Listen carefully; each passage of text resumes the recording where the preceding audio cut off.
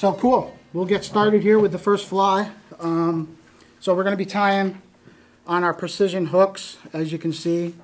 We're going to use the 11560 hook. I'm going to tie on a size 12 just so you guys can see it a little better tonight. We're going to use a regular brass bead. Like I said, this flies with a brass bead. You can use a 2.8 or a 3.0 on that. Unfortunately, this hook does have a barb, so you would pinch it. I don't have my pinching pliers, so we're just going to deal with the barb for now. Now, granted, this isn't my vise, so I'm not used to this vise, so give me a break. So I start my thread right at the bead. I just pinch my thread, and I just bring my thread back. Today, I'm using the new Simplify Nano Silk thread in 12/0 in brown. And this thread is, if you haven't tied with it yet, I highly recommend it. So I'll bring my thread all the way back to the point of the hook. I cut off my tag. And then what we're going to do now is we're going to put in my tail, which is pheasant tail. There's a couple, you can use whatever color pheasant you want. You can use a light color, a dark color. I'm going to use a dark color. And I'm going to take about 5 strands of the pheasant tail from my tail.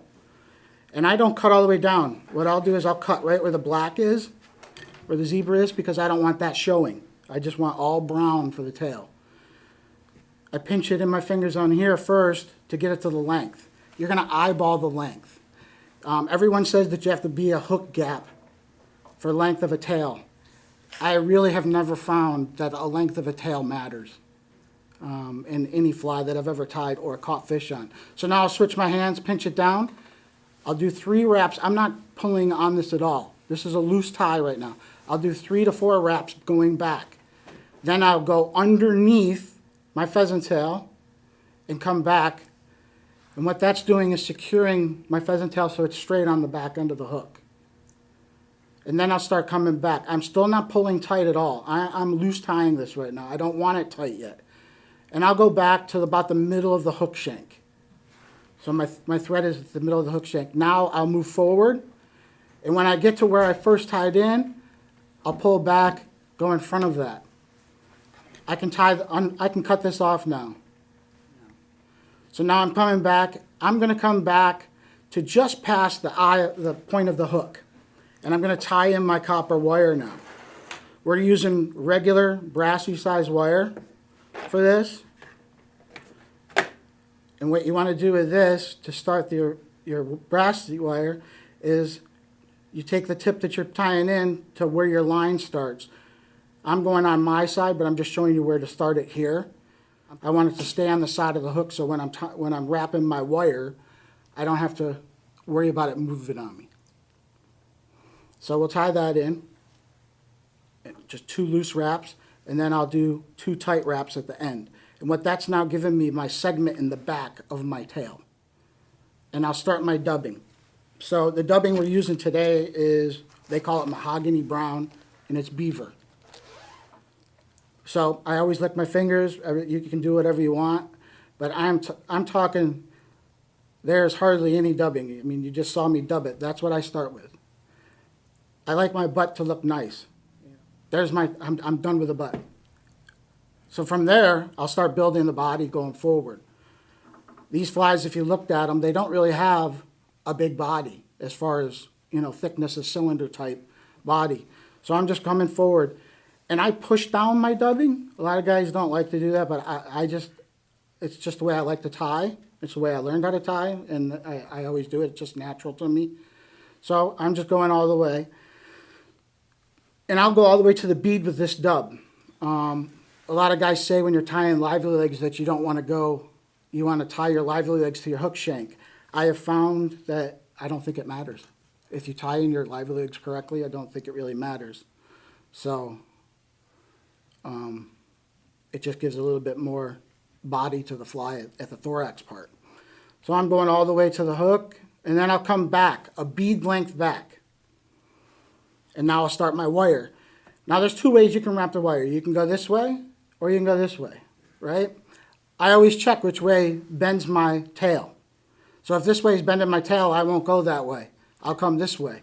And I do a loop where that little divot was that I created with my tightness of pulling down at the end, I have a hole there now from my first wrap of my wire goes. And then you just make your segments moving forward as even as you can going up through. And I like to do 4 wraps. And then I'll do 1 more to secure it down. I do 3 in front, 3 in back. And that's it. I have a pair of old scissors. I know you guys probably all break your threads off, your wires off this way. I like to cut it. Just the way I learned. From there, we're going to tie in some tinsel. So there's 2 variations of tinsel that I have. We have a thin tinsel here, and then a little bit thicker here. It's about 1/8 of an inch thick. So, and it's gold, and it's silver on one side, gold on the other. The gold will be what's coming up for the wing casing, or flash for the fly. So we'll tie that in, and I'll tie it all the way up to the bead, because it's being covered, so it doesn't matter. You want to start with 2 loose wraps. And now you can play with it and to get it to line up on top for you. It's not tight, it's not loose. So now once I get it to the top of the back, then I'll tie it tight. And now I'm just building up some more thorax with my thread. And I'll go back to where the thorax will start, and we'll tie in the Lively-legz. So the Lively-legz we're using today are extra small yellow for this fly. You can use small, but extra small just seems to be the best for this fly. So now we'll take the Lively-legz, and I'll pinch down with my thumb on it. It's on the side of the fly, but I'll pinch down with my thumb. We'll do 1 loose wrap in the middle. So it's like that now. And then I'll do another loose wrap closer to the first set of legs, like that. Then what we'll do is you pinch the back legs and pull the Lively-legz back so that your front legs aren't like right up against the bead. And then I'll do a loose tie behind this little tag right here. This little tag right there. I'll do 1 loose tie behind that. Then you'll pull that tab back and you do a loose tie in the front. And then you'll do a tight in the front and a tight behind the front legs. And then you move back to the middle again, and now I'm tying tight in the middle. All the way back to the second leg, which is right here. Now, we're going to do 1 loop around behind the second set of legs to hold that second set of legs down. A loose loop. Then you pull the third leg back in front and you tie behind it. Basically, you're securing that down. And now I'll take my thread and I'll go back to the middle of my fly behind the second set of legs. Now we're going to cut off the extras. Don't throw away this third leg. These work well. You can reuse them because you have enough tag on both ends. If you see here, there's enough tag on both ends where you can tie these in. So if you're tying a stonefly, which if you look at the stoneflies that I have right there, those are all just single legs that I've tied in to make legs. So you're not wasting all the Lively-legz that you purchased. And then you pull up on this little tab in the front and cut that one off too. And that's it for that. The Lively-legz are in. I've secured that. Now we're going to tie in our Beaver Dub natural, well, it's really a natural gray, an Adams gray Beaver Dub. We're going to tie that in. Once again, I'm starting with just a little bit. I'll pull out the longer fibers that are in my Beaver Dub. I don't like them in this fly.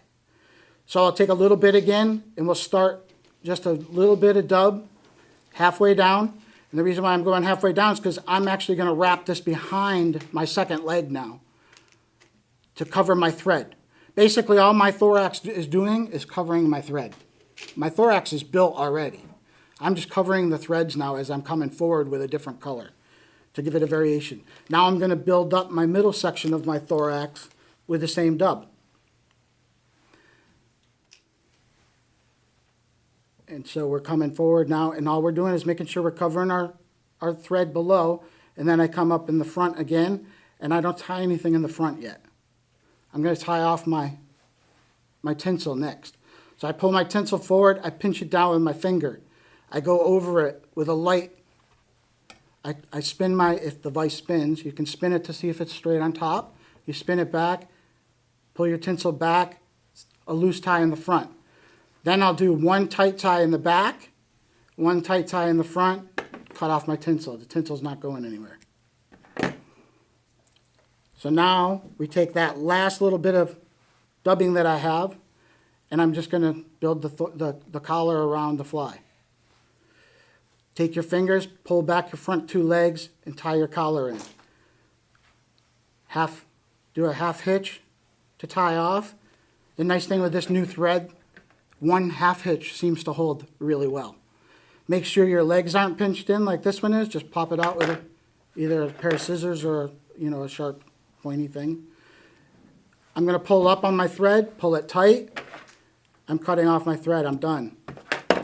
Next thing I do, after I'm all done with this, I'll take either regular head cement, and I'll take it and put it up over the whole tinsel strand I've got, and then cover my knot that I did. It's a simple, easy variation of a pheasant tail.